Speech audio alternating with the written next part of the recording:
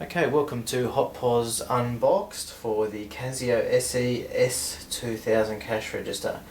Very popular machine, this one, used in many retail environments.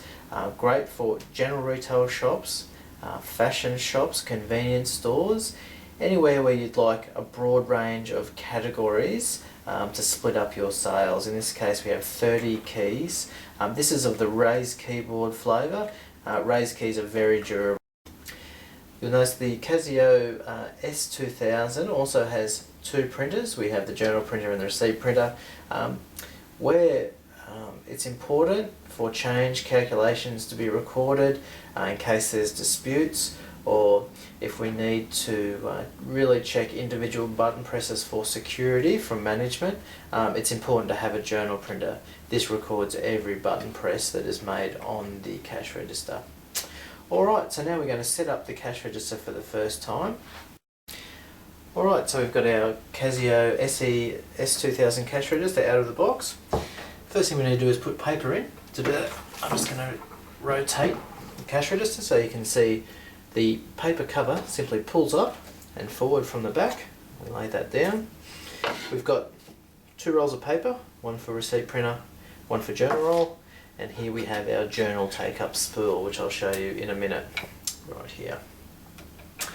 Okay, first let's insert the receipt paper roll. To do that, we pull up on the paper arm. The paper simply sits at the bottom of the cradle. There's no feeding mechanism. The paper comes from underneath, not over the top. We sit the paper in the bottom of the cradle, pull paper out, and push the arm back down like so. Journal printer is much the same. I'll just turn it around here so we can get a better look. Like so. We pull up the paper arm. We sit the paper again feet from underneath in the bottom of the cradle. We pull it forward, close the lid. One more procedure obviously is feeding it onto the journal take-up spool. To do that, there are a couple of slots in here. We simply just put the paper in like so, and we wind it on. Once we've wound it on a little bit, we take the other side of the spool and we click that into place, like so. And there's just one little slot for it to go in to the bottom of the printer, like so. And we're just going to make sure that's nice and flat. Next, we take our paper cover, we simply pop him in like so, and close the lid, and we are ready to go. Okay, now we're going to run through the setup for the S2000. We're going to be reading directly off the setup guide, which is available from the HotPOS Help website. That's hotposhelp.com.au. The guides are downloadable from there. They're only accessible for HotPOS customers. Please email us to get login and password. Okay, so first we need the key into our cash register. We need to have power on at the wall. The first step is to hold down our receipt feed button, our journal feed button, like so. While we're holding that down, we quickly flick the key around to the program mode. We leave our finger on the journal feed for approximately 5 seconds and then release. Once we've done that successfully, on the display is shown init, which means initialization, and a bunch of zeros. We now have to enter in what's called the MAC code, which basically sets up the cash register for Australian conditions. The code is on the setup guide, so we're just going to read off that and enter. So it's 13000 and subtotal. Now we just have to wait for the machine to initialize. This process can take anywhere from 12 to 20 seconds. It's tempting to do something and because it doesn't look like it's working, but in fact it is going in the background, and in about 20 seconds we'll see an initialization process come on the screen and there'll be a printout from the receipt printer. There we go. Okay, so once that's done, we can see a printout was obtained. We simply rip off the receipt and we're ready to start. Next step on the guide is to set up the register for Australian GST. To do so, we turn the key to the X position, like so. You can tell we're in X because it says daily X on the display. We enter the sequence from the setup guide, 0101 to 001, and we press subtotal. We then press cash. Okay, and we get a printout saying the GST system was changed. Right, now we're going to enter in the time and date. The time goes in 24-hour format. We make sure our keys are around the program position, and we simply enter, if the time here is 1:30, we enter in 1330 and press the X/date time key. You'll get a printout and the time will be displayed on the operator display. We then press the clear key. Then we're going to enter in the date, going year, month, day. So we enter in 11 for the year, we enter in 08 for the month, and 10 for the day. We then press the X/date time key again. We now have the correct date and time displaying on the operator display. Alright, we're now going to quickly enter the GST status for our departments. Obviously in Australia we have our 10% GST. Very simple to add the GST to our categories. We have the key in the program position like it is now. We just press clear after our entering in our date. We then enter one subtotal to go into program mode. We then toggle with the tax department key the tax status we would like to use. Our tax program key is located here next to the help button. When we press that, once we see the tax status 1 is selected on the display, that is actually our GST status.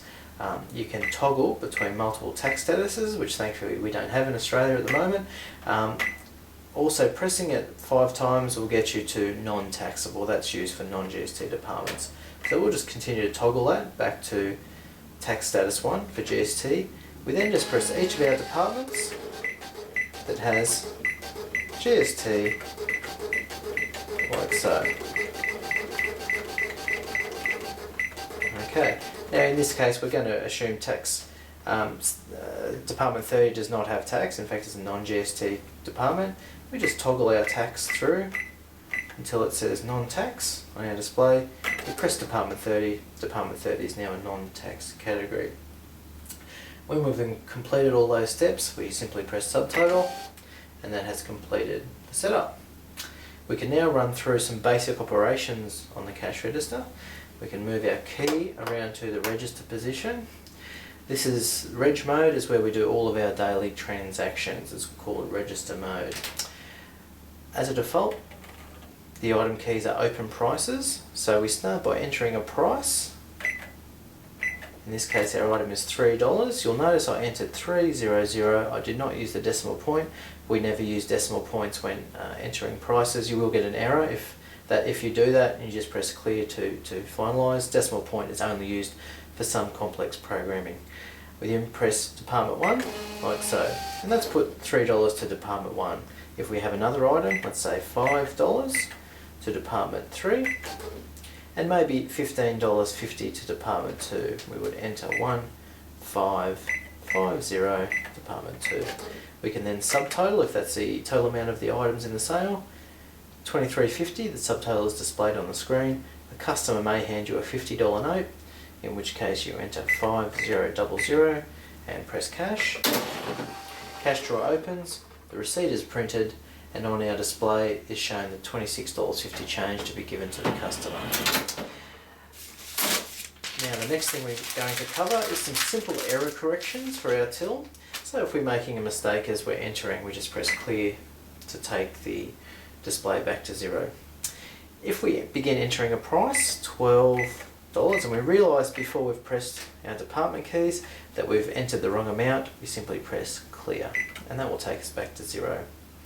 Now if we enter in our $12 and allocate that to Department 1, and quickly realise actually that should have gone to Department 2, we press the error correct button here on the left hand side, and that removes the last item that we rung up. We can prove that by pressing subtotal, and it comes back down to 0. We can then enter, in fact it was $1.20, I'm missing a 0, $1.20 to the correct Department 2, and continue with the sale. If we press subtotal, we see it's $1.20. If the customer gives you exact change at this stage, rather than entering an amount and pressing cash, you can simply press cash, like so. Now, in the instance where there has been a number of items entered, so we might have $20 Department 2, $30 Department 3 and so forth, and we press subtotal. Now if the customer maybe has forgotten their purse or their wallet, or they cannot pay for the transaction, the card may have been declined and have to talk to their bank, you can remove the complete sale by pressing the same button, the error correct cancel, after you've pressed the subtotal button. So we've pressed subtotal, we have $50 in total, the transaction can't be completed, we simply press cancel, which brings us back to zero, like so. Now we're just going to show you quickly how to do an end of day report on the cash register. So after we've entered our sales for the day, we move our key around to the Z position, like so. You can see it says Daily Z. This will zeroize and print your daily reports. You just press cash with the key in Z. You'll notice it's also recorded on the journal printer here, so you do have a backup if you have the models with two printers like the S2000. On here we have the total departmentalized sales, we have our gross totals, we have any management functions like cancel or voids that have been done, good to keep an eye on those, and of course a cash and draw figure here which you need to balance to for your till at the end of the day.